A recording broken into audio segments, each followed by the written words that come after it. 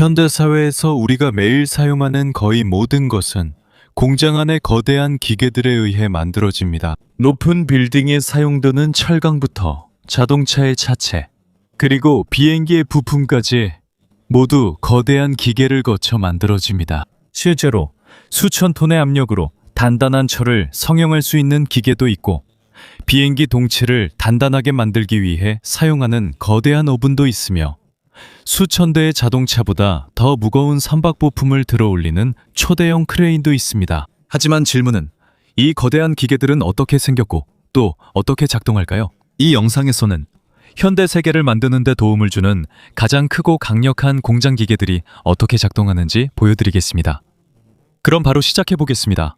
하지만 그 전에, 이야기를 시작하기 전에 여러분께 좋아요 한번 눌러주시고 채널 구독도 부탁드리고 싶습니다. 이것이 저희 콘텐츠 제작자들에게 큰 도움이 됩니다. 그럼 이제 시작하겠습니다. 우리 목록에서 첫 번째는 산업용 자동차 파쇄기입니다.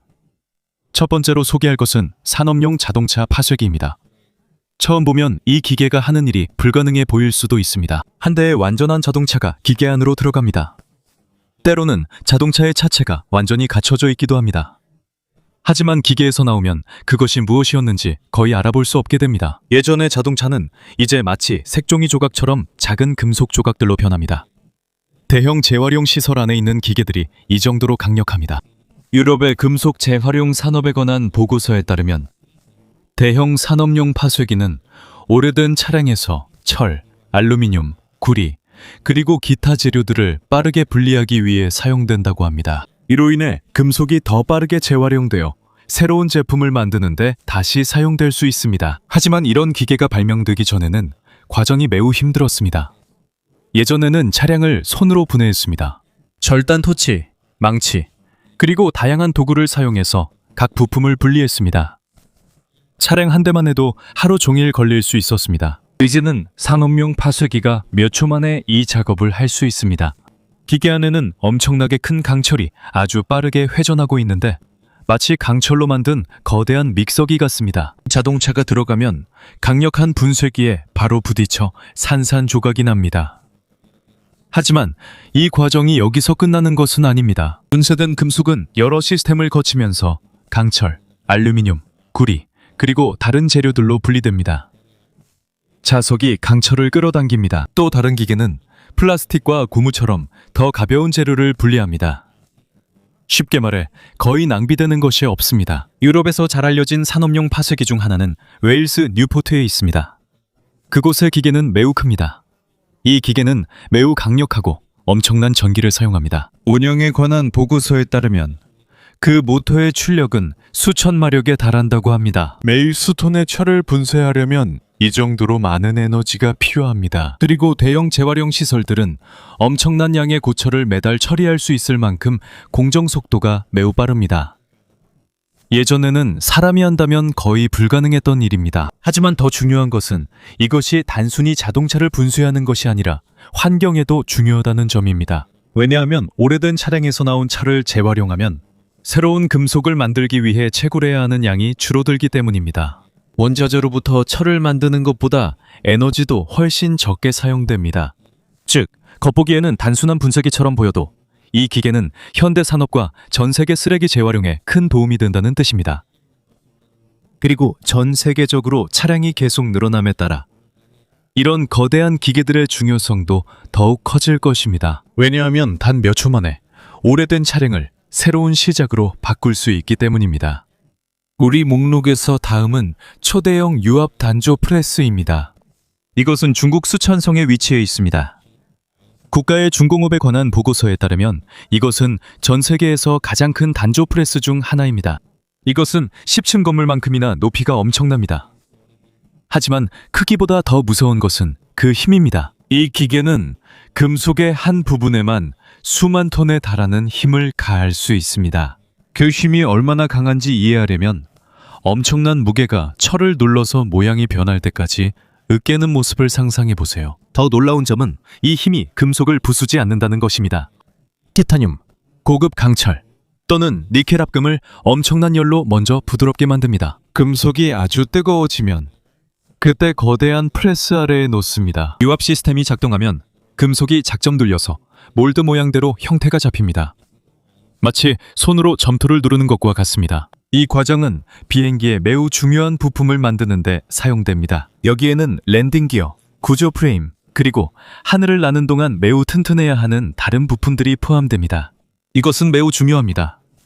왜냐하면 비행기는 반복적으로 엄청난 압력을 받기 때문입니다.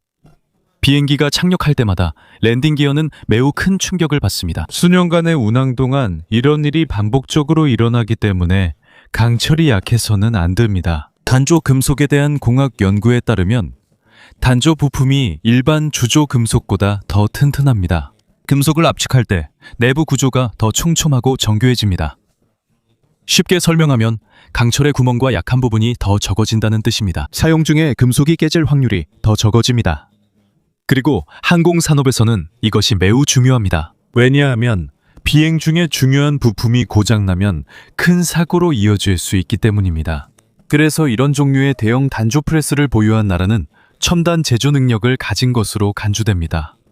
모든 나라가 이것을 만들 수는 없습니다. 항공우주 제조에 관한 보고서에 따르면 소수의 나라만이 대형 항공기 부품을 만들 수 있는 초강력 단조 프레스를 보유하고 있습니다. 여기에는 중국, 미국, 러시아, 프랑스가 포함됩니다. 그리고 중국의 항공산업이 성장함에 따라 이 기계는 C919와 같은 자국산 여객기를 만드는 데에도 매우 중요한 역할을 하게 되었습니다. 하지만 이 거대한 프레스를 작동시키기 위해서는 일반적인 기계만으로는 충분하지 않습니다. 내부에는 아주 거대한 유압 시스템이 있습니다. 수많은 오일 펌프가 긴 파이프를 따라 유압 오일을 밀어넣어 엄청난 압력을 만들어냅니다. 이것이 바로 단단한 티타늄의 형태를 바꿀 수 있는 힘을 제공합니다. 그리고 이 공정이 워낙 강력하기 때문에 일부 부품은 한 번에 만들어낼 수 있습니다. 반면 예전에는 더 작은 기계를 사용해서 여러 번 가열하고 두드려야 했습니다. 하지만 사실 이것은 단순한 공장 기계가 아닙니다. 중국에게 이것은 중요한 항공우주 부품 생산에서 더 독립적으로 되기 위한 더 큰 계획의 일부입니다. 왜냐하면 지난 수십 년 동안 많은 고급 항공기 부품을 해외에서 가져와야 했기 때문입니다. 이제는 자국 내에서 자체적으로 대형 단조 부품을 만들 수 있게 되었습니다. 그리고 모든 현대식 비행기 뒤에는 일반 사람들이 거의 볼 수 없는 이런 거대한 기계들이 있습니다. 매일 하늘 위에 수백만 승객을 지탱하는 부품들을 조용히 만들어내는 강철 괴물들입니다. 이제는 중국에 있는 거대한 제지기계로 가보겠습니다. 현대제지 산업에 관한 보고서에 따르면 이 기계는 길이가 400m가 넘는다고 합니다. 이 기계는 타이타닉호보다도 길고 오늘날 대부분의 크루즈선보다도 더 깁니다. 간단히 말해서 마치 하나의 거대한 기계처럼 움직이는 전체 공장을 보는 것과 같습니다. 그리고 이 기계의 일은 겉보기에는 단순해 보이지만 나무를 종이로 만드는 것입니다. 하지만 그 안에서 이루어지는 과정은 엄청나게 빠르고 매우 정밀합니다. 모든 것은 목재 펄프에서 시작됩니다. 이것은 나무에서 나온 셀룰로스 섬유와 물이 섞인 부드럽고 젖은 혼합물입니다. 겉모습은 진흙처럼 보입니다. 그 다음 이 혼합물을 빠르게 움직이는 스크린 위에 펼칩니다. 움직이는 동안 물이 점점 빠져나갑니다. 그리고 섬유들이 서로 엉켜서 얇은 시트로 변하기 시작합니다. 하지만 그 시점에서는 아직도 너무 젖어 있습니다. 그래서 이 종이는 큰 롤러를 지나가면서 눌려서 물이 더 많이 빠지게 됩니다. 그 다음에는 이 종이가 아주 긴 기계의 부분으로 들어가는데 그곳에는 뜨거운 실린더들이 가득합니다. 여기서는 열과 증기를 이용해서 종이를 말립니다. 종이 시트가 기계 안에서 움직이는 동안에도 이 과정은 계속됩니다.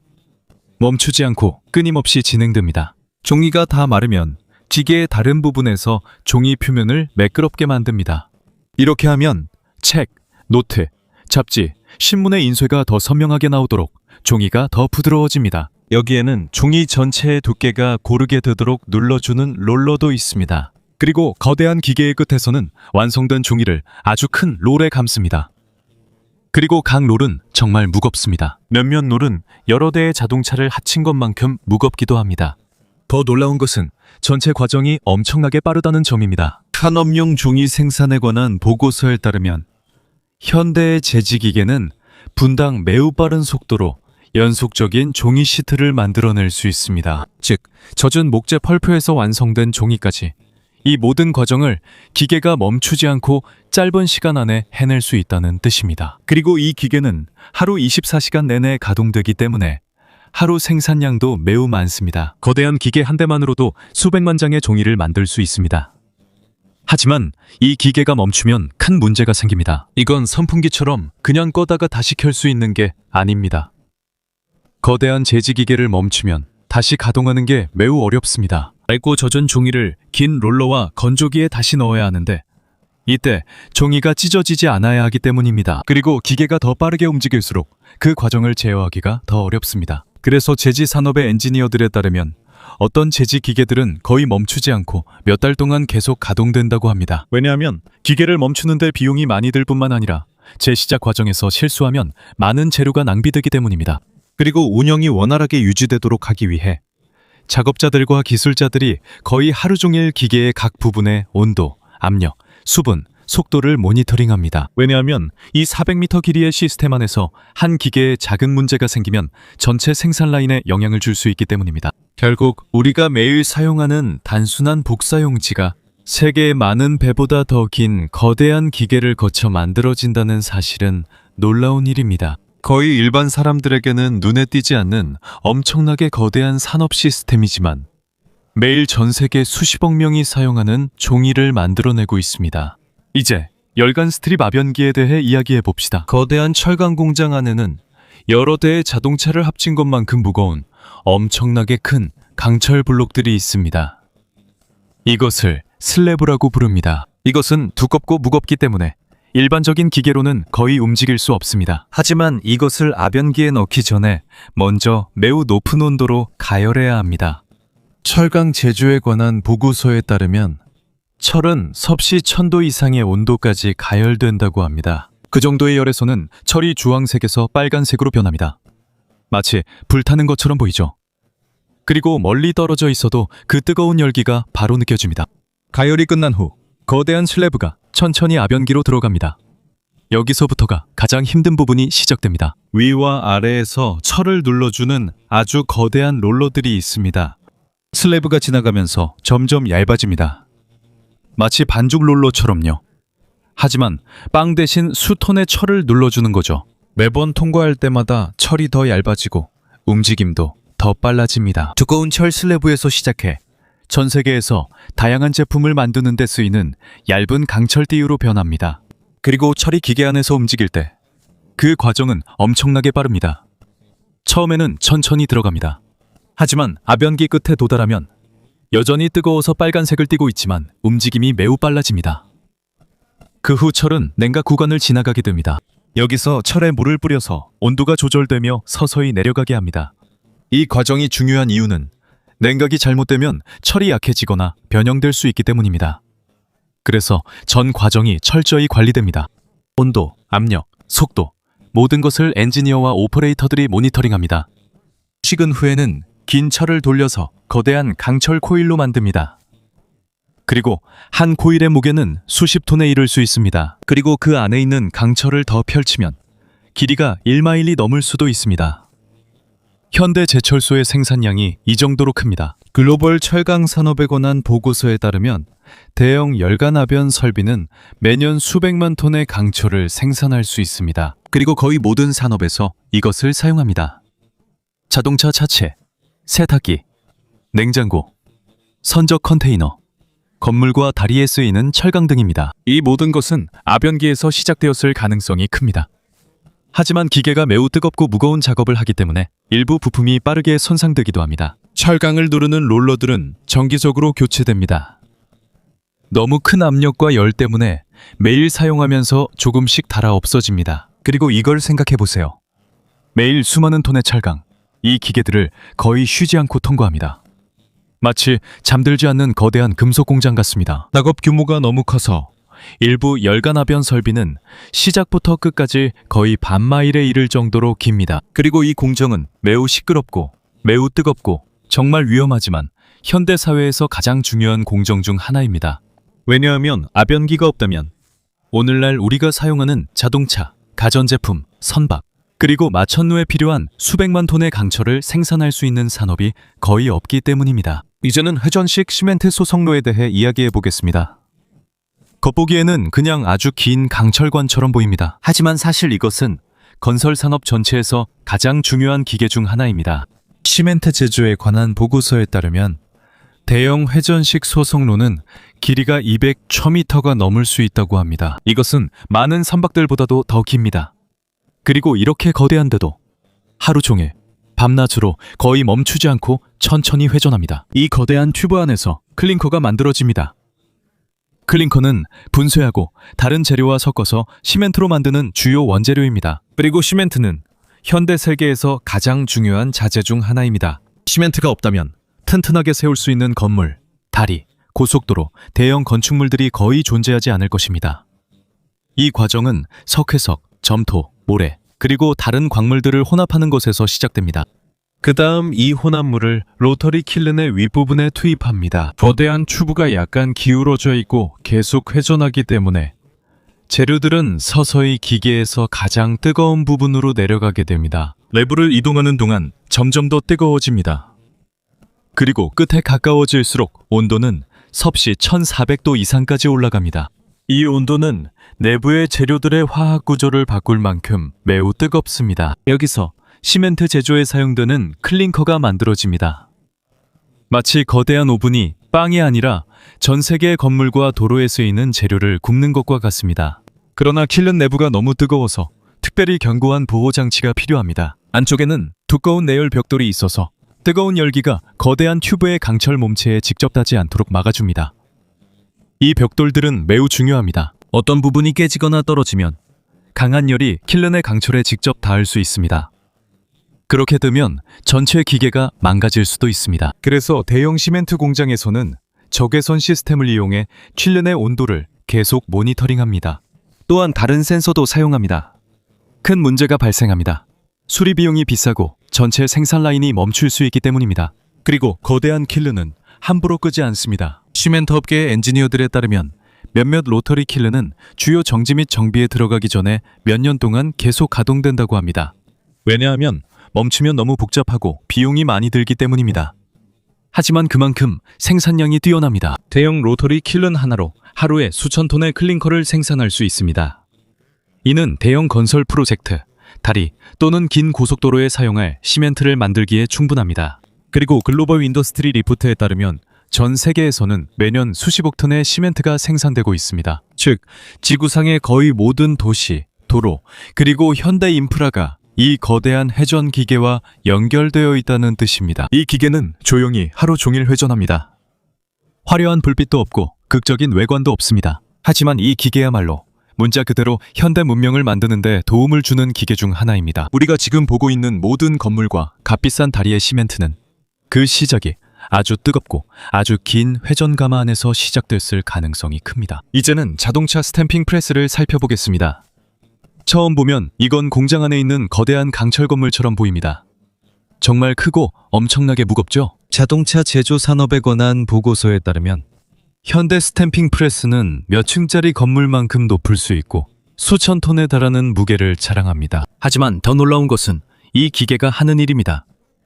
1초도 안 되는 짧은 시간에 평평한 강철을 자동차의 부품으로 변형시킬 수 있습니다. 예를 들어 보닛, 문, 지붕 또는 차량의 사이드 패널 등이 있습니다. 이 과정은 이렇게 작동합니다. 먼저 큰 평평한 강철판을 기계에 넣습니다. 그 다음 거대한 프레스가 엄청난 힘으로 내려옵니다. 위아래에는 다이라고 불리는 특별한 금형이 있습니다. 거대한 몰드와 비슷하죠? 상고 다이와 하부 다이가 맞닿으면 형태가 만들어집니다. 강철이 눌리면서 금형의 모양을 따라가게 됩니다. 그 과정에서 자동차 차체 패널의 곡선과 형태가 만들어집니다. 그리고 이 과정은 한 번만 누르는 것이 아닙니다. 현대 공정에서는 강철이 프레스 라인 안에 여러 공정을 거치게 됩니다. 첫 번째 공정에서는 기본적인 형태를 만듭니다. 다음 공정에서는 세부 형상을 더합니다. 구멍, 모서리, 용접을 위한 부분 등이 만들어집니다. 그리고 패널이 한 스테이션에서 다른 스테이션으로 이동할 때는 대부분 로봇이 이 작업을 담당합니다. 전체 시스템은 거의 멈추지 않고 매우 빠르게 작동합니다. 자동차 생산에 관한 보고서에 따르면 일부 스탬핑 라인은 몇 초마다 새로운 바디 패널을 만들어낼 수 있다고 합니다. 전 세계 차량 수요에 맞추기 위해 일부 공장은 24시간 내내 가동됩니다. 하지만 거대한 프레스를 제대로 작동시키려면 그 부품 하나하나가 매우 정확해야 합니다. 왜냐하면 금형에 아주 작은 실수라도 있으면 바로 철판에 드러나기 때문입니다. 패널에 작은 물결 자국이나 움푹 들어간 곳 또는 변형이 있으면 품질 검사에서 바로 불합격 처리될 수 있습니다. 그래서 스탬핑 프레스에 사용되는 다이 금형 제작 비용도 매우 비쌉니다. 자동차 산업 보고서에 따르면 단 하나의 바디 패널을 위한 금형 세트만 해도 수백만 달러에 이를 수 있습니다. 모든 디테일이 정밀해야 하기 때문입니다. 그리고 새로운 자동차 모델을 만들 때는 전체 차량의 완전한 다이 세트를 제작하는데 엄청난 투자가 필요합니다. 하지만 대형 자동차 회사들에게는 그만한 가치가 있습니다. 왜냐하면 스탬핑 프레스를 사용하면 수천 개의 똑같은 바디 패널을 정확히 동일한 모양으로 만들 수 있기 때문입니다. 이것이 바로 공장에서 나오는 자동차들이 거의 똑같이 보이는 이유입니다. 그리고 사실 오늘날 우리가 도로에서 보는 거의 모든 자동차가 이 과정을 거쳤습니다. 자동차가 되기 전에 거대한 기계가 단순한 평평한 철판을 눌러서 현대 자동차의 익숙한 형태로 만들던 순간이 있습니다. 이번에는 연속 주조기입니다. 간단히 설명하면 이 기계의 역할은 녹은 금속을 계속해서 거의 멈추지 않고 단단한 강철로 만드는 것입니다. 이 과정은 마치 공장 안에 불의 강이 흐르는 듯합니다. 모든 것은 용강, 즉 녹은 강철에서 시작됩니다. 철강 제조에 관한 보고서에 따르면 용강은 섭씨 1600도가 넘는 온도에 이른다고 합니다. 이것은 너무 뜨거워서 강철의 빛이 거의 흰색에 가깝습니다. 그리고 너무 뜨거워서 주변의 공기가 떨리고 흐릿해 보입니다. 녹인 후에는 액체 강철을 흐름이 제어되는 큰 용기에 붓습니다. 거기서부터 액체 금속은 물로 냉각된 구리로 만든 특수 주형으로 곧장 들어갑니다. 여기서부터 액체 금속이 변하기 시작합니다. 녹은 강철이 차가운 주형에 닿으면서 바깥 부분이 서서히 굳기 시작합니다. 하지만 내부는 여전히 액체 상태입니다. 겉은 단단해 보여도 안엔 아직 녹은 강철이 있습니다. 그 다음에는 거대한 롤러가 강철을 아래로 끌어내리면서 물로 계속 식혀줍니다. 강철이 기계 안에서 아래로 내려갈수록 점점 더 단단해져서 완전히 고체가 됩니다. 그리고 공정의 마지막에는 아변 공장이나 단조 공장에서 사용할 수 있는 강철 슬래브, 빌릿 또는 다른 재료로 만들 수 있는 긴 강철이 나오게 됩니다. 그 다음에는 아주 강력한 절단 토치로 적절한 길이로 잘라냅니다. 그리고 굳어지는 동안 기계가 자르면서 공장 주변의 불꽃과 스파크가 엄청나게 튀어오릅니다. 마치 철강 공장 안에서 거대한 불꽃놀이를 보는 것 같습니다. 하지만 여기서 가장 중요한 부분은 연속이라는 단어입니다. 예전에는 이렇게 철을 만들지 않았거든요. 1970년대와 1980년대 연속 주조가 대중화되기 전에는 녹인 철을 각각의 틀에 손으로 부어야 했습니다. 그리고 이것이 식을 때까지 기다려야 했습니다. 그 다음에는 다시 가열해서 재가공해야 했습니다. 이 과정은 느리고 비용이 많이 들며 많은 재료가 낭비되었습니다. 하지만 연속 주조기가 등장하면서 철강 산업 전체가 혁신되었습니다. 반복적인 공정 대신 액체 금속에서 고체 강철로 바로 생산할 수 있게 되어 훨씬 더 빠르고 에너지도 절약되며 낭비되는 강철도 훨씬 적어졌습니다. 그래서 글로벌 철강 산업 보고서에 따르면 오늘날 거의 모든 현대 철강 공장은 연속 주조 기술을 사용하고 있습니다. 그리고 사실상 우리가 현대 사회에서 보는 거의 모든 강철은 아마 이 과정을 거쳤을 것입니다. 초고층 빌딩의 강철부터 자동차의 강철, 그리고 집안의 가전제품에 들어가는 강철까지 모두 해당됩니다. 이 모든 것은 아주 뜨거운 강물처럼 흐르는 용융금속에서 시작되어 거대한 연속 주조기 안에서 서서히 고체 강철로 변하게 됩니다. 세 번째, 항공우주용 5축 CNC 기계입니다. 비행기에는 매우 중요한 부품들이 있습니다. 그래서 용접이나 볼트로 그냥 연결할 수 없습니다. 대신 티타늄이나 알루미늄의 단단한 블록에서 이 부품들을 깎아 만듭니다. 여기서 5축 CNC 기계가 사용됩니다. 이것은 거대한 컴퓨터 제어 기계로 거의 모든 각도에서 금속을 절단할 수 있습니다. 절삭 공구가 움직이면서 남는 금속을 조금씩 깎아내요 항공기 부품의 최종 형태를 만들어냅니다. 그리고 때로는 원래 금속의 거의 90%가 완성되기 전에 제거됩니다. 이것은 엔진 지지대, 착륙장치 부품 및 기타 중요한 항공기 부품에 사용됩니다. 이 기계는 매우 정밀합니다. 허용되는 오차가 매우 작으며 이는 승객들의 생명이 여기에 달려있기 때문입니다. 티타늄을 절단할 때는 엄청난 열이 발생합니다. 그래서 절사 공구가 손상되지 않도록 냉각수가 계속 공급됩니다. GT가 움직이기 전에 엔지니어들은 먼저 특수 소프트웨어를 사용해서 전체 디지털 설계를 만듭니다. 며칠이 걸려야 완성되는 부품들도 있습니다. 형상이 너무 복잡하기 때문입니다. 결국 단순한 금속 블록이 비행 중에 강한 압력을 견딜 수 있는 매우 튼튼한 비행기 부품으로 변하게 됩니다. 두 번째는 복합제용 오토클레이브. 현대 항공기의 기체는 순수 금속만으로 이루어져 있지 않습니다. 일부 부품은 탄소 섬유 복합재로 만들어집니다. 이 소재는 알루미늄보다 가볍지만 매우 튼튼합니다. 하지만 이 소재가 튼튼해지기 전에 먼저 거대한 오토클레이브에 넣어야 합니다. 오토클레이는 항공기 공장 안에 있는 아주 거대한 오븐과 같습니다. 여기서 탄소 섬유를 가열하고 압력을 가해 제대로 단단해지도록 만듭니다. 적절한 열과 압력이 매우 중요합니다. 만약 과정이 잘못되면 비행기 부품이 약해지거나 변형될 수 있습니다. 그래서 전체 경화 과정이 철저하게 관리됩니다. 항공우주 산업에서 사용되는 오토클레이브는 엄청나게 큽니다. 일부는 건물만큼 커서 비행기에 큰 부품도 들어갈 수 있습니다. 간단히 말해서 이것은 항공산업의 거대한 압력 솥과 같습니다. 그리고 여기서 현대 항공기의 가장 중요한 부품 중 일부가 만들어집니다. 첫 번째는 조선소 겐트리 크레인입니다. 세계에서 가장 큰 조선소에는 움직이는 건물처럼 엄청나게 큰 크레인이 있습니다. 이것이 바로 거대한 겐트리 크레인입니다. 이 크레인들은 수백, 때로는 수천 톤에 달하는 거대한 선박 부품을 들어올리는 데 사용됩니다. 예전에는 선박을 한 번에 한 조각씩 철로 만들었습니다. 하지만 지금은 먼저 큰 섹션을 만든 다음 그것들을 조립합니다. 마치 거대한 레고 블록 같습니다. 그리고 겐트리 크레인이 이 거대한 섹션들을 들어올려서 올바른 위치에 놓습니다. 아무리 무거운 것을 들어올린다고 해도 움직임이 매우 정밀해야 합니다. 왜냐하면 잘못 놓으면 선박의 부품들이 맞지 않을 수 있기 때문입니다. 조선업에 관한 보고서에 따르면 대한민국과 중국에는 1만 톤이 넘는 무게를 들어올릴 수 있는 겐트리 크레인이 있다고 합니다. 이것은 인간이 만든 가장 큰 이동식 기계 중 하나입니다. 그리고 이 거대한 기계들이 전 세계의 화물과 상품을 운송하는 대형 선박을 만드는 데 도움을 줍니다.